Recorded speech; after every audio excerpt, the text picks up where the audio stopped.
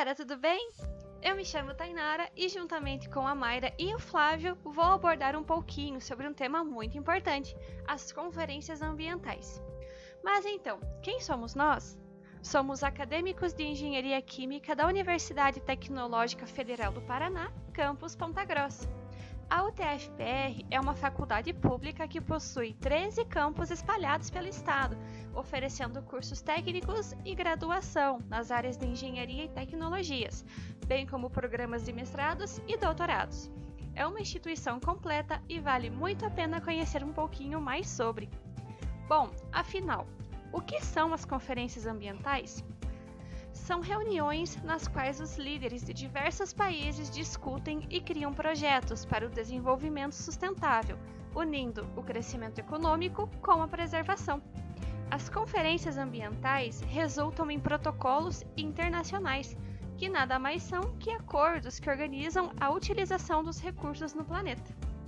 Dentre estas reuniões, encontram-se a Conferência Mundial sobre o Homem e o Meio Ambiente, também conhecida como Conferência de Estocolmo, realizada em 1972 e que foi a primeira reunião feita com o intuito de discutir os problemas ambientais e conscientizar a sociedade a melhorar a relação com o meio ambiente, visando atender às necessidades da população presente sem comprometer as gerações futuras.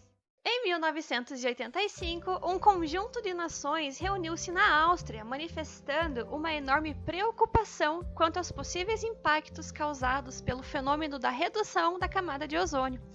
Nesta ocasião, foi realizada a Convenção de Viena para a proteção da camada de ozônio, a qual abordou uma série de princípios relacionados aos mecanismos de proteção da camada. A Convenção de Viena contribuiu em 1987 para o surgimento do Protocolo de Montreal sobre substâncias que destroem a camada de ozônio, que é um tratado internacional que entrou em vigor em 1º de janeiro de 1989 e que, atualmente, apresenta adoção universal com 197 estados participantes. Este documento, assinado pelos estados componentes, impõe obrigações específicas, em especial, a progressiva redução da produção e consumo das substâncias que destroem a camada de ozônio até a sua total eliminação. Essas substâncias são os conhecidos CFCs. O Protocolo de Kyoto foi um acordo ambiental fechado durante a terceira Conferência das Partes da Convenção das Nações Unidas sobre as Mudanças Climáticas, realizada em Kyoto, no Japão, em 1997. E foi o primeiro tratado internacional para controle da emissão de gases de efeito estufa na atmosfera, além de estimular a criação de formas de desenvolvimento sustentável para preservar o meio ambiente. O protocolo foi assinado por 84 países, mas um fato muito importante foi que os Estados Unidos, um dos países que mais emitem gases poluentes no mundo, abandonaram o protocolo em 2001, com a justificativa de que cumprir as metas estabelecidas comprometeria o seu desenvolvimento econômico. É importante lembrar que as metas de redução de gases não são homogêneas entre os países que assinaram o acordo. Esses países têm níveis diferenciados de metas na redução dos gases poluentes. Agora vamos falar um pouco sobre a Rio+10. Entre os dias 26 de agosto a 4 de setembro de 2002, a ONU promoveu em Joanesburgo a Cúpula Mundial sobre o Desenvolvimento Sustentável, também conhecida como Rio+10. Esse evento reuniu representantes de 189 países, além da participação de centenas de ONGs. As discussões na Rio+10 não se restringiram somente à preservação do meio ambiente, mas também englobou aspectos sociais. Um dos pontos mais importantes da conferência foi a busca por medidas para reduzir em 50% o número de pessoas que vivem abaixo da linha da pobreza. E também foram debatidas questões sobre fornecimento de água, saneamento básico, energia, saúde, agricultura e biodiversidade, além de, claro, cobrar atitudes com relação aos compromissos firmados durante a ECO 92, principalmente sobre colocar em prática a Agenda 21. Pode-se dizer que os resultados alcançados na Rio+10 não foram tão animadores. Muitos países desenvolvidos, como os Estados Unidos, mostraram-se resistentes em participar de metas mais ambiciosas para a redução da emissão de gases poluentes. Isso porque tal redução pode comprometer a atividade de indústrias e da economia. Um importante marco da Rio+10 foi a Declaração de Joanesburgo. Nele, as nações reafirmam o seu compromisso com as metas da Agenda 21 e no alcance do desenvolvimento sustentável. Porém, uma das críticas ao documento é que ele não estabeleceu metas ou prazos, o que dificultou muito a cobrança do acordo firmado entre os países.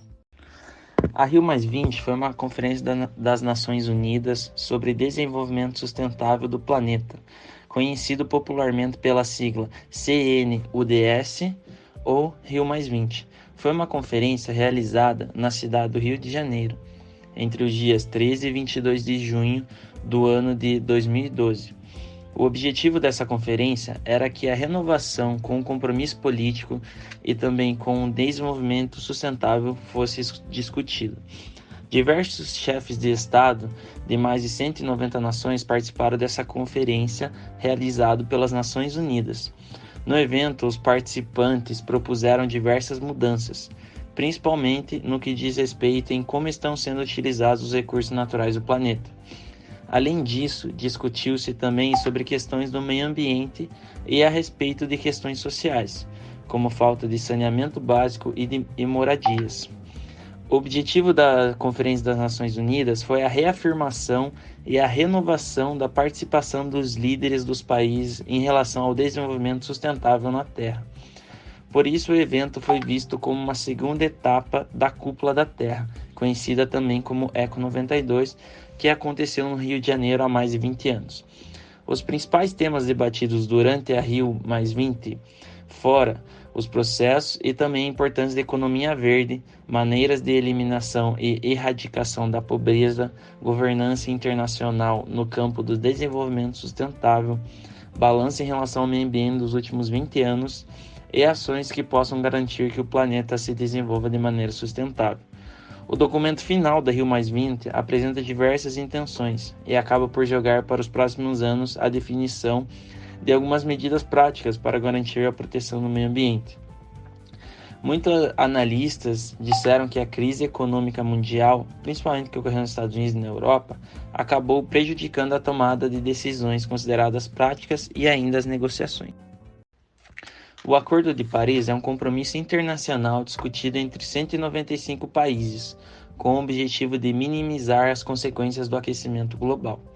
Ele foi adotado durante a Conferência das Partes COP21 em Paris, no ano de 2015.